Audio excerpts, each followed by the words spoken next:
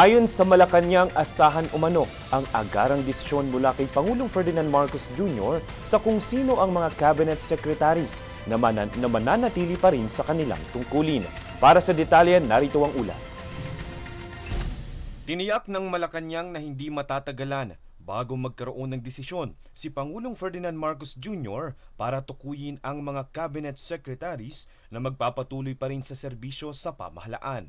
Ayon kay Presidential Communications Office Undersecretary Attorney Claire Castro, asahan umano ang agarang desisyon ng Pangulo ukol sa issue. Matatandaang nagbitaw sa pwesto ang karamihan sa mga cabinet secretaries ng kasalukuyang administrasyon. Ito ay matapos ang panawagan ni Marcos na magsumite sila ng kanilang courtesy resignation. Layon umano nito na mas maging focus at epektibo ang mga serbisyo ng bawat kagawaran. Ayon kasi sa kanya, hindi daw umano satisfied ang publiko sa performance ng kasalukuyang administrasyon. Base din umano ito sa lumabas na resulta ng nakaraang eleksyon na ayon kay Marcos, pagod na ang mga tao sa politika at dismayado sa pamahalaan. Ayon kay Castro, kabilang sa ikokonsiderang mga rason ng Pangulo para hindi tanggalin ang isang cabinet secretary ay ang kawalan ng korupsyon. Kasama din umano ang pagiging mabilis sa paggawa ng trabaho at maganda ang performance ng ahensya. Francis Riudique, nag-uulat para sa Golden Nation Network. Samantala, ipapakansela ng Department of Justice ang pasaporte ni dating Presidential Harry Roque matapos lumabas ang warrant of arrest laban sa kanya. Matatandaang naglabas ang Regional Trial Court ng warrant of arrest laban kay Roque, Cassandra Ong at iba pang sangkot sa kasong qualified human trafficking. Kaugnay pa rin po ito ng iligal na operasyon ng Pogo na Lucky South 99 sa Porac, Pampanga. Kasalukuyang humihiling ng asylum si Roque sa Netherlands para mapigilan ang pag-aresto sa kanya ng mga otoridad.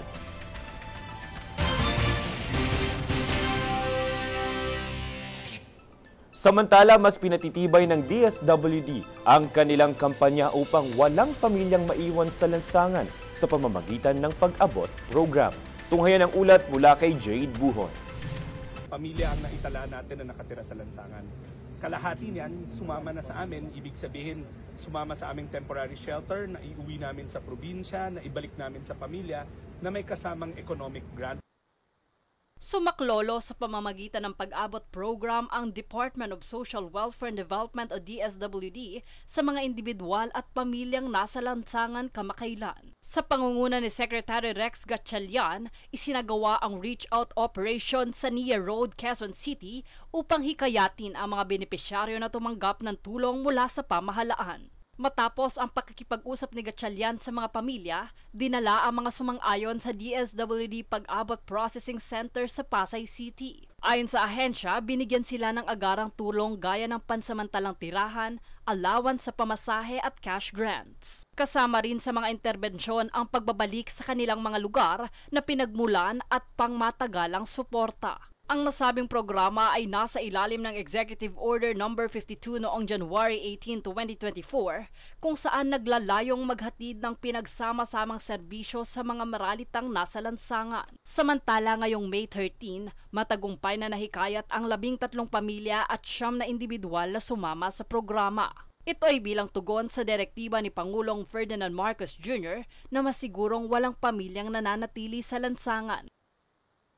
Jade Buhoy, nag-uulat para sa Golden Nation Network.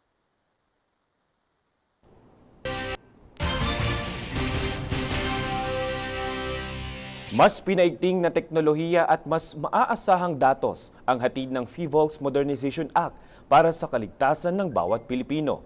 Layo nitong palakasin ang kakayahan ng ahensya sa pagsubaybay at pagtugon sa mga sakunang dulot ng lindol, pagputok ng bulkan at iba pang geological hazards. Sa ilalim ng batas na ito, bibigyang prioridad ang modernisasyon ng kagamitan, pagsasanay ng mga tauhan at pagpapalawak ng mga pasilidad upang mapabilis ang pagbibigay ng babala at impormasyon. Inaasahang magbubunga ito ng mas ligtas at handang mga komunidad sa harap ng mga panganib sa kalikasan.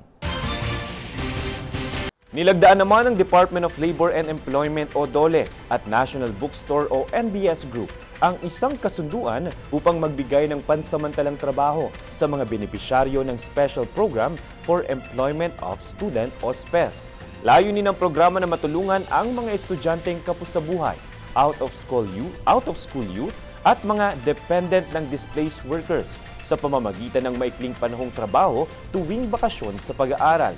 Sa ilalim ng kasunduan, sasagutin ng DOLE ang 40% ng sahod ng mga SPES beneficiary habang ang NBS Group ang magbabayad ng natitirang 60%.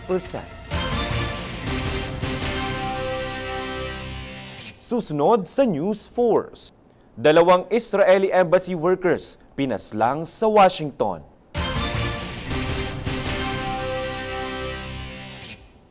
Ilang senador aprobado ang utos na courtesy resignation ni PBBM sa cabinet members.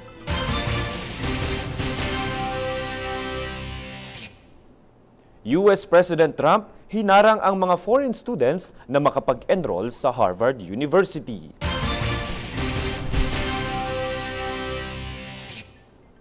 Manatiling nakatutok para sa higit pang mga balita sa pagbabalik ng News Force.